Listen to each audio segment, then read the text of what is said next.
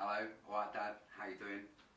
I'm going to show you how to make a biodiesel in a 2 litre Coke bottle.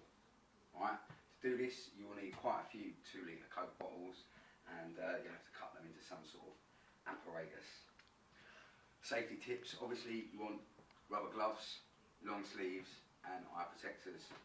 This is methanol, it's basically quite abrasive, so you don't really want to get it on you, and it can be absorbed through your skin, so you need to be very careful with this. This is caustic soda, which is also a bit abrasive, so rubber gloves are important. You'll see that rubber gloves is something you need quite a few of if you're going to do a batch of this, because if you leave them overnight, basically the trigger finger comes out of them. I'll show you there. Chemical resistant gloves are obviously miles better, but you can do them with marigolds, which is great, going in handy bin there. Always have healthy source of running water, good ventilation, and this is Sarson's malt vinegar, which if you should get any sort of damage or it comes through and it burns, which there's really very little chance of at all, it's minimal, then cover it with that to neutralise the reaction, and then run your finger under the water. Okay, so that would deal with any chemical burns, but it's such a weak concentration, there's no real chance of that happening. Alright, if you don't wash the rubber gloves, it might burn a fingertip through. That's the worst thing that's going to happen with this. There is no heat in this reaction. You will see people telling you that you need to heat this to 75 degrees. At this point I would like to thank Mr. Farmer and Mr. Gulliver, my temp chemistry teachers, because they told me that if you agitate a reaction, it's like heating it.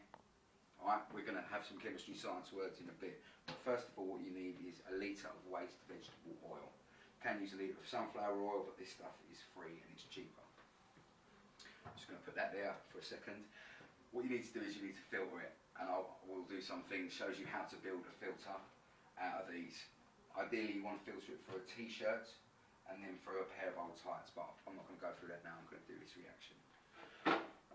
Various different people give you various different recipes. I am saying that what you need is 0.2 of a litre of methanol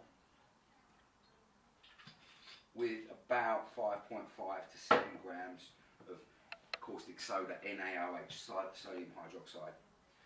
This is very much a Womble method, making good use of the things that you find. So I'm going to use a jam jar. Now this is an exothermic reaction, which means it does give out a bit of heat, but it's a perfectly safe level and it's contained by the jam jar. Okay, so I'll put my methanol into my jam jar, my measuring jug is out of the way. Then I'm going to take my caustic soda,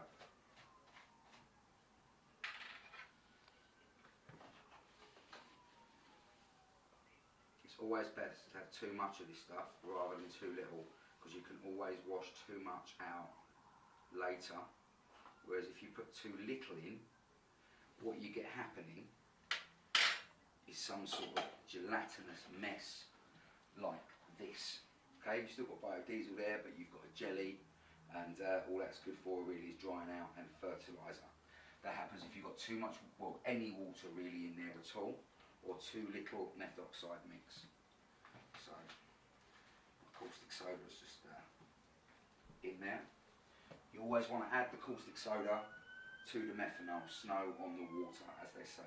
Make sure the jam jar's sealed nice and tight, and then agitate it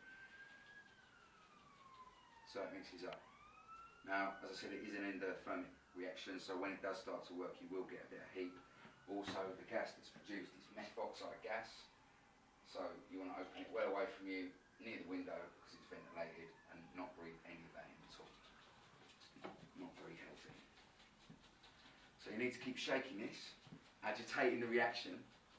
You'll feel it start to get warm until all the sodium hydroxide crystals have been absorbed. The more they get absorbed, the hotter it will get. But it's a pleasant warm heat, it's nothing to be worried about.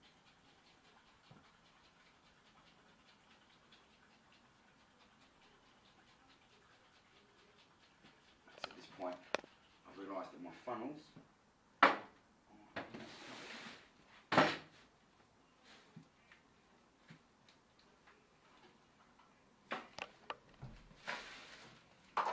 very useful. I've still got a few grains on the bottom there, but that's almost reacted.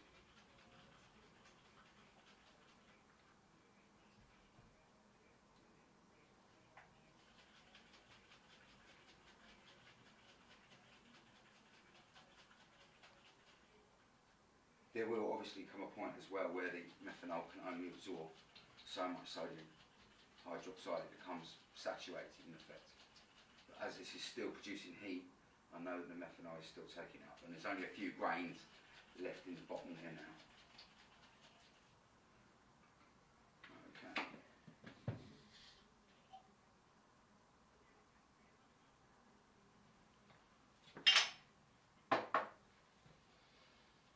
That is now a methoxide solution. That's a reagent. That is the catalyst that's going to separate this waste vegetable oil into its different esters. This is called transesterification, which is quite a big word. I'm just going to pour this methoxide in now.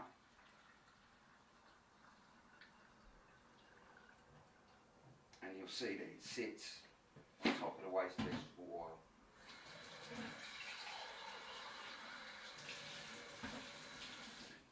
Now, you see many videos where there are people, you know, heating stuff in their back gardens with thermostats. You don't need to do that. All you need to do is agitate the reaction. If you can do this in a 2 litre Coca-Cola bottle, then when you scale it up and use machinery, you'll have a better idea of what's actually going on inside the reaction vessel. This is a process called eco-fining. It's ecological refining. Okay, so I'm now shaking the bottle, and you can see that instantly it's emulsified. Right, this is stage 1 of the reaction process. I now need to keep shaking this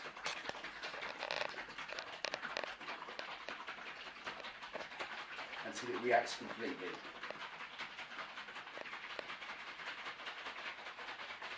Can't go over 10 minutes on this video, so otherwise you can't upload it. If you notice now, that's a different colour. You've got a definite colour change. That reaction might not be over though, so I'll carry on shaking it. You could stick some music on, you know, maybe it's a form of exercise. But you want to make sure everything is completely reacted.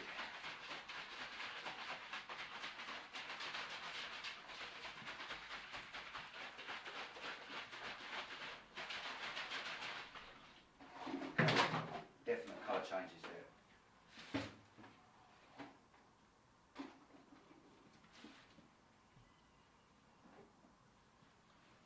If you leave this bottle to stand upside down overnight, you will find that it separates into its 2 different esters. That's your biodiesel mixed with methoxide there, and that's glycerine at the bottom. You need to separate, it's the wind blowing everything over, you need to separate these out. And this is more of the genius of the Coke bottle, because the engineering allows you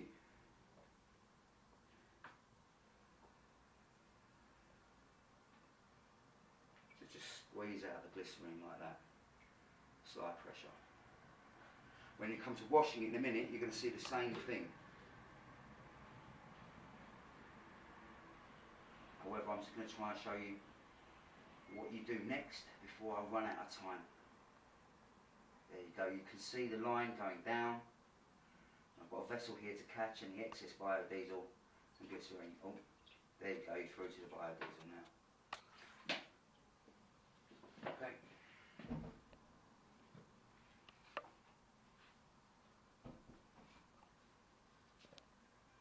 Right, I'm just going to build a quick filter. If you cut the top off a Coke bottle, you get a collection unit. And Rich, how much time have I got? It's 9 minutes 32. 9 minutes 32. Cut it. I'll do it later. Right.